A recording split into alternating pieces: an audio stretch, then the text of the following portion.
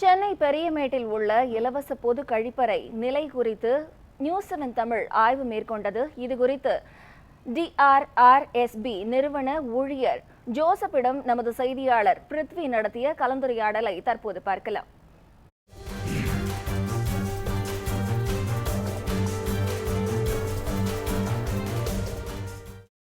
சென்னை புறநகர் பகுதிகளில் உள்ள பொது கழிப்பிடத்தோட நிலை எப்படி இருக்குன்னு நியூஸ் 7 தமிழ் செய்திகள் சார்பாக ஒரு கள ஆய்வை மேற்கொள்கிறோம். இது தொடர்பாக பெரியமேடு பகுதியில் உள்ள ஒரு இலவச பொது கழிப்பிடத்தை ஆய்வு பண்ணோம். அப்போ அதை பராமரிப்பாளர் ஜோசப்கிட்ட இது சம்மந்தமாக சில கேள்விகளை முன்வைக்கும். அவர்கிட்ட தொடர்ந்து பேசுவோம். வணக்கம், சொல்லுங்கள் சார். இந்த பொது கழிப்பிடத்தை எவ்வளோ நாள் நீங்கள் பராமரிச்சுட்டு வரீங்க?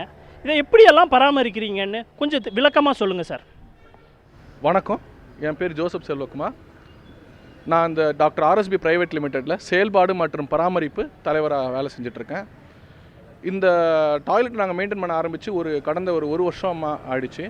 ஸோ நாங்கள் இந்த டாய்லெட்டை மெயின்டைன் பண்ண ஆரம்பித்து ஒரு வருஷமாக பண்ணிகிட்ருக்கோம்.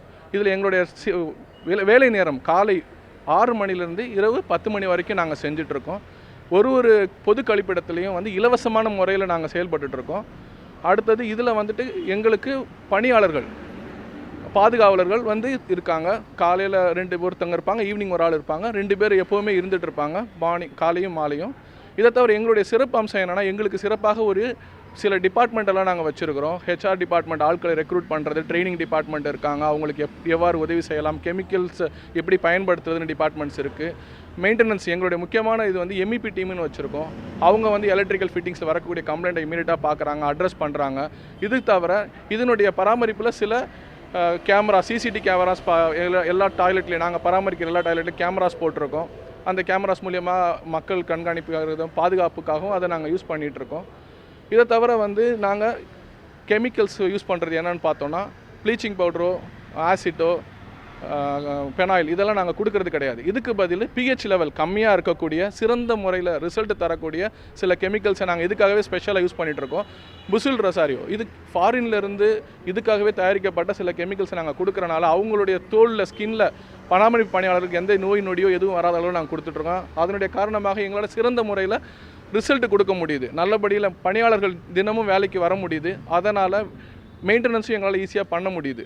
இதை தவிர எங்களுடைய கட்டிடத்தில் என்ன சிறப்பு அம்சம்னு பார்த்தீங்கன்னா, திறந்த வெளியில், அதாவது புதுசாக நாங்கள் பராமரிக்கப்படுற பில்டிங்கில் எல்லாம் நாங்கள் கட்டப்பட்ட கட்டிடங்களில் எல்லாத்துலேயுமே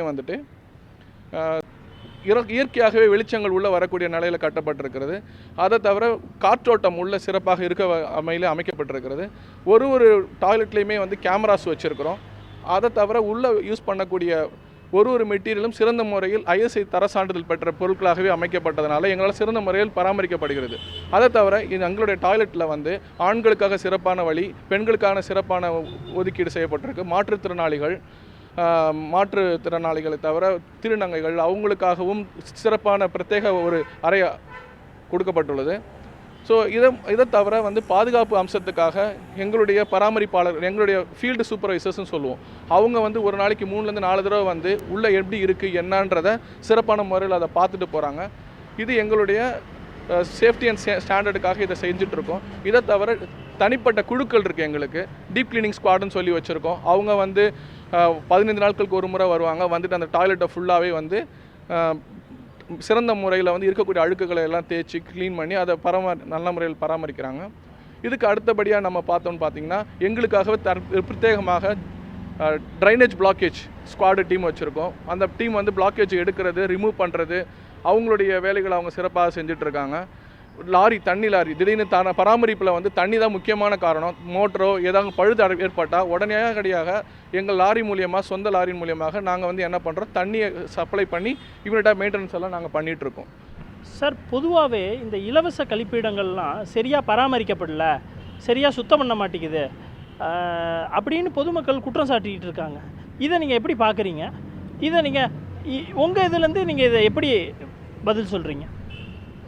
சார் வணக்கம். இது நான் என்ன சொல்ல விரும்புகிறேன்னா, ஜோன் 5, 6 மெரினா கடற்கரை ஓரம் இது எல்லாமே எங்களுடைய பராமரிப்பில் இருக்கக்கூடிய டாய்லெட்டுகள். இதில் மொத்தம் 260 லொக்கேஷன்ஸ் நாங்கள் பண்ணிகிட்ருக்கோம்.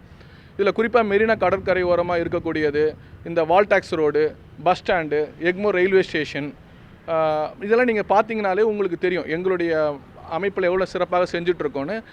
எங்களுடைய பராமரிப்பை பொறுத்த வரைக்கும் எங்களுடைய திட்டங்கள், எங்களுடைய செயல்பாடுகள் சிறப்பாக இருக்குது. மற்ற ஜோனில் நடக்கிறத பற்றி எங்களுக்கு இப்போ சரியான முறையில் தெரியவில்லை.